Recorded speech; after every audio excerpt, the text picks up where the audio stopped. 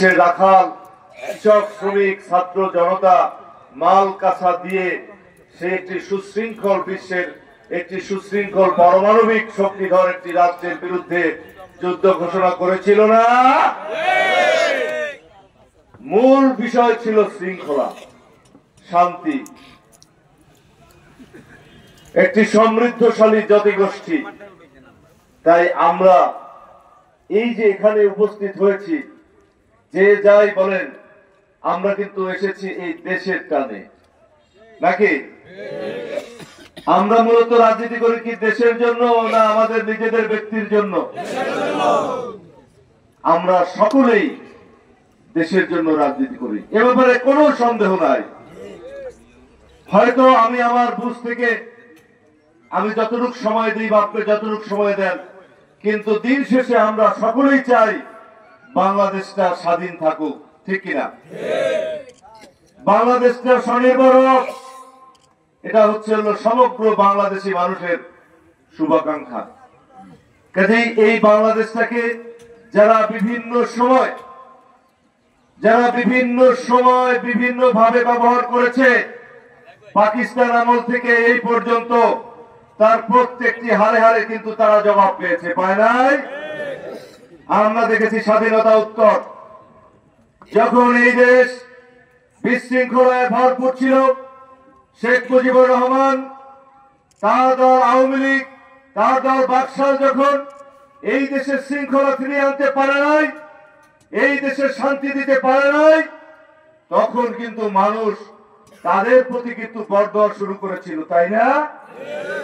অনেক মুরব্বীরা রয়েছেন আমার থেকে, তারা ভালো জানেন আগে কি মানুষ কি কষ্ট পেলে কি বরদোয়া দেয় না?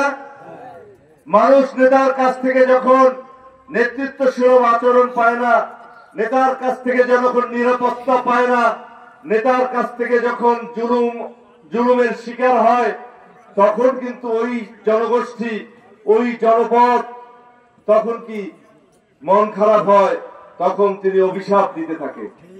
অভিশাপের পাল্লা ভারী হতে হতে হতে হতে এক সময় আল্লাহর তরফ থেকে কোন না কোন বান্দার উছিলায়, কোন না কোন নেতৃত্বের উছিলায় সেদিন কিন্তু সেই অপশক্তি কিন্তু শক্তি থাকে না, সেদিন থেকে পরাজিত হয়ে যায়। আপনারা দেখেছেন ৭৫ সালের ১৫ই আগস্ট, আপনারা মুরব্বীরা ভালো জানেন, আমরা দেখেছি, শুনেছি, পড়েছি, একটি জাতি দ্বার প্রান্তে পৌঁছে গিয়েছিল। একটি পরিবারের কারণে ধর্ষণ, ডাকাতি, চুরি ডাকাতি থেকে এমন কোন অপকর্ম নাই যে একটি রাষ্ট্রীয় প্রধানের পরিবার থেকে সংগঠিত হয়, যার কারণে মানুষের অভিশাপের কারণে, কোন না কোন মানুষের উদ্যোগের কারণে সেদিন একটি ঘটনা ঘটেছিল। আমরা সেই ঘটনার নিন্দা জানাই, কিন্তু যারা এই বিষয়টিকে প্রতিরোধ করতে পারে নাই, যারা তৎকালীন শাসন ব্যবস্থায় যারা উদাসীন ছিল, সেই সকল নেতাদের প্রতি ধিক্কার জানায় যে বাংলাদেশে এই ধরনের ঘটনা ঘটার কথা ছিল না। আপনারা তো দায়িত্বে ছিলেন, আওয়ামী লীগ ব্যর্থ হয়েছেন, ব্যর্থ হয়ে আপনার নেতাকে হত্যা করেছেন। আওয়ামী লীগ হত্যা করেছে শেখ মুজিবুর রহমানকে। এখানে অন্য কোন রাজনৈতিক দল ছিল না। মোস্তাক আহমেদ ছিল আওয়ামী লীগের নেতা, কৃষি মন্ত্রী ছিল মোস্তাক আহমেদ, সেনাপ্রধান ছিল শফিউল্লাহ, রক্ষী বাহিনীর প্রধান ছিলেন তোফায়েল আহমেদ। কি করেছেন আপনারা? আপনারা কিছু করেন নাই, কারণ ওই পরিবার এমন ভাবে ডেকে বসেছিল, আপনাদের বলার কোনো কিছু ছিল না, তাই আপনারা নীরবে তা সহ্য করেছেন।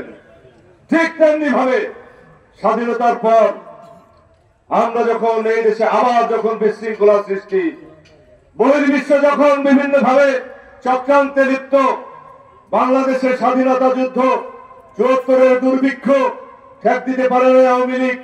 এরপরে ৭৫-এর যখন শেখ মুজিবুর রহমান সপরিবারে নিহত হলেন, তারপরে আবারও যখন বিশৃঙ্খলা সৃষ্টি হলো, তখন এই দেশে আবারও ওই বিদেশি বাহিনী আওয়ামী লীগ বিশৃঙ্খলা সৃষ্টি করার জন্য আরো একটি পদক্ষেপ নিলেন।